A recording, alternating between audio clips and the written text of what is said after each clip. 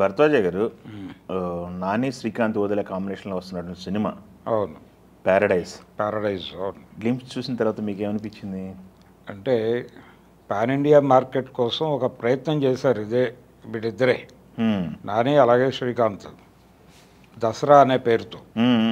అయితే అది తెలుగు రాష్ట్రాల్లో మంచి వసూళ్లే రాబట్టింది, 100 కోట్ల క్లబ్లోకి నానిని ప్రమోట్ చేసింది, కానీ పాన్ ఇండియా కళ అయితే నెరవేరలేదు. ఓకే. ఇప్పుడు ఈసారి మళ్ళీ ఒక ప్రయత్నం చేస్తున్నారు నెరవేర్చుకోవడానికి. ఆ ప్రయత్నం బలంగా చేశారు అనటానికి ప్యారడైజ్ అనే టైటిల్ ఒక ఉదాహరణ అయితే, అందులో చూపించినటువంటి కంటెంట్ అంటే కాకుల మనసులో ఏముందో ప్రపంచానికి చెప్తాం మేము. కంపారిజన్ నడిచిందేమో కాకుల్ని మనుషుల్ని. అలా కాదండి. అంటే కాకి అనేది ఒక సమాజంలో అట్టడుగు వర్గాలకి రిప్రజెంట్ చేసేటువంటి ఒక పదంగా వాడుతున్నారు. మధుకూర్ జాన్సన్ గారు కాకి అనే పేరుతో ఒక కావ్యం రాశాడు. ఓహో.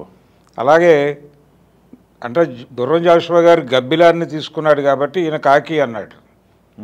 ఆ తర్వాత కాకి అనే పేరుతో చాలా వచ్చినాయి. జాలాది గారు కూడా ఒక సినిమా పాటలో ఆ క్యారెక్టర్ పడేటువంటి బాధని చెప్పడం కోసం, అంటే ఒక అనాథ ఒంటరివాడు అయిన వాడు ఆ పెయిన్ చెప్పడం కోసం కాకమ్మ కాకి అని ఒక పాట రాశాడు.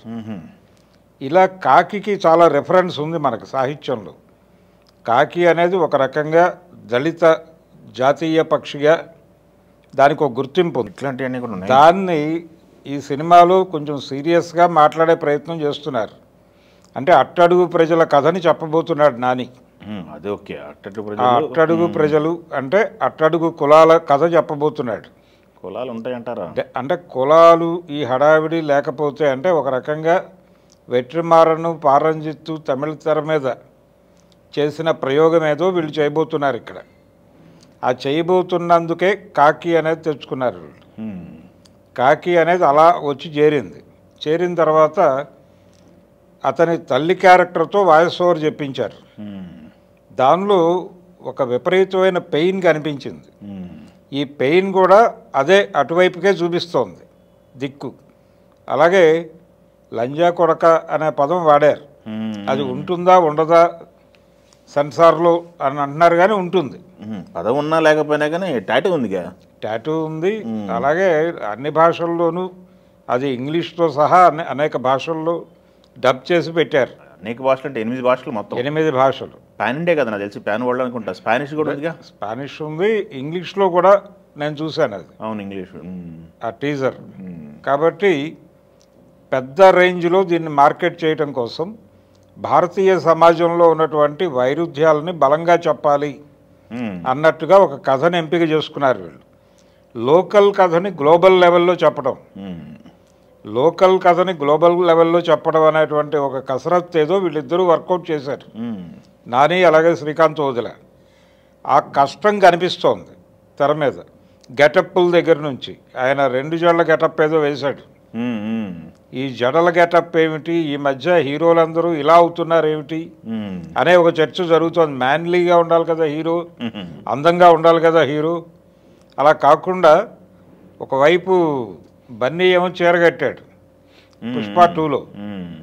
ఈ చీర కట్టడము అనేది దాని కంటిన్యూషన్లో ఇక్కడ ఇతను జడలేసుకుని, అంటే ఇలా క్యారెక్టర్ పరంగా కూడా ఈ విచిత్రాలన్నీ ఉంటే తప్ప పాన్ ఇండియా మార్కెట్ వర్కౌట్ అవుదా అనే పద్ధతిలో చర్చలు జరుగుతున్నాయి. కొత్త ట్రై చేస్తున్నారు. ఒక కొత్త ప్రయత్నం అయితే జరుగుతోంది. కొత్త కథ చెప్పే ప్రయత్నం చేస్తున్నారు. ఈ మధ్యకాలంలో తెలుగు సినిమా కొంత ఈ దళిత కథల వైపు ఒక చిన్న టర్నింగ్ ఇచ్చి చూస్తోంది. అంటే కారంచేళ్ళు, చుండూరులు వీటన్నిటినీ బూజు తులిపి చదువుతున్నారు. ఇది కూడా ఆ ధోరణిలోనే ఉంటుంది, కానీ ఎలాంటి అంటే కమర్షియల్గా ఒక వాస్తవ చిత్రాన్ని చెప్పడం. సరే, ఓకే. పాయింట్ అనేది వాళ్ళు ఏం చెప్పదలుచుకున్నారు ఏంటి అనేది గ్లింప్స్లో అంత పెద్దగా ఎస్టాబ్లిష్ అయినా అవ్వకపోయినా టేకింగ్ షార్ట్స్ ఎలా ఉన్నాయి? టేకింగ్ బాగుంది, సబ్జెక్ట్ అర్థమైంది, ప్రపంచానికి వాళ్ళు ఏం చెప్పబోతున్నారు అనేది. ఇది ఒక దిగువ కులాలకి చెందినటువంటి, దిగువ తరగతులకు చెందినటువంటి ఏదైనప్పటికీ ఒక రకమైనటువంటి కేజీఎఫ్ అక్కడ చేసినటువంటి తరహా క్యారెక్టర్ చేస్తున్నాడు నాని. ఈ క్యారెక్టర్లో విపరీతమైన ఫైర్ ఉంటుంది, సమాజం మీద కసి ఉంటుంది. తద్వారా ఈయన టోటల్ మాస్ ఆడియన్స్కి దగ్గర కావాలనేది స్కీమ్. మొన్న హిట్ 3 టీజర్ చూశారు కదా? అవును, అది కూడా ఫుల్ మాస్. అవును, నాని రూట్ మార్చాడు. రూట్ మార్చి ఆయన ఫ్యామిలీ లేకపోతే ఒక కామెడీ జోనర్ కథలు వాటికే పరిమితం అవుతాడు అని అనుకున్నారు. కానీ తను మొదటి నుంచి కూడా వేరే ఏరియా కూడా ఎక్స్ప్లోర్ చేయడానికి ట్రై చేస్తూనే ఉన్నాడు. అందులో భాగంగానే కరోనాలో ఓటీటీలో రిలీజ్ అయినటువంటి ఇంద్రగంటి సినిమా ఒకటి ఉంది, వి అని, టక్ జగదీష్ అని. టక్ జగదీష్ కంటే కూడా వి అనే సినిమాలో తను విలన్ షేడ్స్ ఉన్నటువంటి క్యారెక్టర్ ఎంపిక చేసుకున్నాడు. ఆ విలన్ షేడ్స్ ఉన్నటువంటి క్యారెక్టర్ కూడా థియేటర్లో ఆడియన్స్ని కొంత భయపెట్టగలిగాడు. కాబట్టి తన మీద కొంచెం డిఫరెంట్ ఏరియాలో తనతో కనుక ఏదైనా కథని చెప్పించబోతే అది డెఫినెట్గా వర్కౌట్ అవుతుందనే కాన్ఫిడెన్స్ ఉంది అతనికి. ఆ కాన్ఫిడెన్సే ఈ సినిమాకి అనిపిస్తోంది. ఈ ప్యారడైజ్లో ఈ ప్యారడైజ్ అని పెట్టడం కూడా ఒక అంటే ఆ కథని గుర్తు చేసే పద్ధతిలో పెట్టాడు. అది ప్యారడైజ్ అనేది అందని స్వర్గం, అందిన స్వర్గం ఇలా ఉంటుంది మనకి. ఇది అందని వాడికి అందని స్వర్గం అయినప్పుడు అందుకోవటానికి వీడు ఏం చేశాడు, ఏం కసరత్తు చేశాడు అనేది కథ. అందుకని చాలా బలమైన కథ అయితే చెప్పబోతున్నారు. మీకు దసరాలో జరిగిన మిస్టేక్ అది, అందుకని దీనిలో రెక్టిఫై చేసుకుంటున్నారు దాన్ని. దసరాలో ఎంతసేపు ఆ రగ్గడ్ బ్యాక్డ్రాప్కి ప్రాధాన్యత ఇచ్చారు. ఆ రగ్గడ్ బ్యాక్డ్రాప్కి ఇచ్చినటువంటి ఏదైతే వాళ్ళు ఎక్కువ శాతం అటువైపు మొగ్గారో దాన్ని సస్టైన్ చేసేటువంటి పాయింట్ లేదు దానిలో. ఎంతసేపు ఆ బార్ వరకే పరిమితమైంది.